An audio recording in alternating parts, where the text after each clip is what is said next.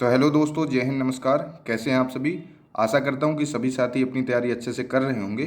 तो जैसा कि दोस्तों हम लोगों को पता है कि एमपी टेट वर्ग 3 के जो अभी एग्ज़ाम हैं वो चल रहे हैं और आज दोस्तों 13 नवंबर की फर्स्ट शिफ्ट का एग्ज़ाम आपका छूट चुका है। तो उसके दोस्तों हम लोगों को क्वेश्चन पता चल गए थे, तो इसलिए सब्जेक्ट वाइज मैं आपको क्वेश्चन संक्षिप्त में बता देता हूँ। तो दोस्तों पहले चर्चा करें तो पहले चर्चा दोस्तों ईवीएस की कर लेते हैं। तो आज दोस्तों ईवीएस के बारे में बहुत सारे क्वेश्चन पता चले हैं। जैसे कि दोस्तों परिवार से आपका नॉर्मली क्वेश्चन पूछा जा रहा है। इसके अलावा दोस्तों सिनकोना वृक्ष से, मतलब सिनकोना वृक्ष आपके प्रश्न में था। उसके अलावा आपके ऑप्शन में पूछा गया था कि ये कहाँ पर होते हैं, ये सिनकोना वृक्ष किस जगह पर उगते हैं। इसके अलावा दोस्तों आपके चंद्रयान रोवर से संबंधित फिर से प्रश्न पूछा गया है। आप लोग देख रहे होंगे लगातार ये चंद्रयान के रोवर से संबंधित या चंद्रयान से क्वेश्चन हर बार रिपीट हो रहा है। इसके अलावा दोस्तों अम्लीय वर्षा से संबंधित प्रश्न पूछा गया है। मृदा क्षरण से संबंधित प्रश्न पूछा गया है। और ये पूछा गया है दोस्तों सबसे पहला जो आपका रॉकेट लॉन्च हुआ था वो कौन सा था, ये प्रश्न पूछा गया है। इसके अलावा दोस्तों प्रोटीन, मिट्टी से संबंधित प्रश्न है। ये दोस्तों आपके ईवीएस के प्रश्न रहे हैं। इसके अलावा दोस्तों यदि चर्चा कर लें मैथ में, तो मैथ में दोस्तों अनुपात, आयु, बोर्ड मास से तो प्रश्न पूछे ही जा रहे हैं। इसके अलावा दोस्तों थोड़ा सा एक आध क्वेश्चन का उन लोगों ने जो आपकी जियोमेट्री त्रिभुज चतुर्भुज की आती है उसमें बढ़ाया हुआ है उनने।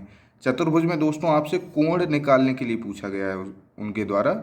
जो अभी तक कई बार आपसे त्रिभुज के हर शिफ्ट में पूछे जा रहे थे, तो इस बार उनने चतुर्भुज में जो कोण निकालने के लिए उनने कहा हुआ है। इसके अलावा वर्गमूल भी दोस्तों एक नई चीज़ आपको देखने को मिली है। नहीं तो अभी तक नॉर्मली नंबर सिस्टम हो गया, आयु वगैरह हो गया, इन्हीं से प्रश्न पूछे जा रहे थे। तो इस बार दोस्तों इनने वर्गमूल से पूछा है, बाकी नंबर सिस्टम से तो एक आध प्रश्न आ ही रहा है। तो दोस्तों इसके अलावा चर्चा कर लेते हैं सीडीपी की। सीडीपी में कोई परिवर्तन नहीं है दोस्तों, वही आपकी कथन पूछे जा रहे हैं जो मनोवैज्ञानिक के थे। इसके अलावा दोस्तों विकास के जो सिद्धांत हैं तो उनको पूछे जा रहे हैं, जैसे जीन पियाजे का सिद्धांत हो गया दोस्तों, थॉर्नडाइक हो गया। और इसके अलावा दोस्तों जो विकास की अवस्थाएं हैं उनसे भी प्रश्न देखने को मिला है।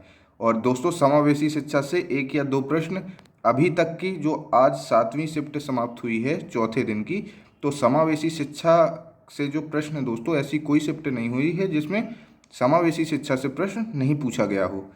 तो दोस्तों इसके अलावा बात कर लेते हैं हिंदी की। तो हिंदी में दोस्तों समान समास पूछा गया है, जिसमें कर्मधारय समास या तत्पुरुष समास ऑप्शन में था। तो एक प्रकार से आप मोटा मोटा मान के चलिए कि समास ही पूछा गया है। संधि दोस्तों वचनामृत की संधि पूछी गई है। इसके अलावा दोस्तों रस पूछा गया है आपसे, और शांत रस का उदाहरण था दोस्तों, वो शांत रस ऐसा पूछ लिया था कि निम्न में से शांत रस का उदाहरण कौन सा है। या कई लोग बता रहे थे कि आपको शांत रस का उदाहरण देख के पूछ लिया था कि इसमें कौन सा रस होगा, दो में से एक चीज़ सही है। तो आप लोग समझ लीजिएगा, कुल मिलाकर रस ही पूछा गया है।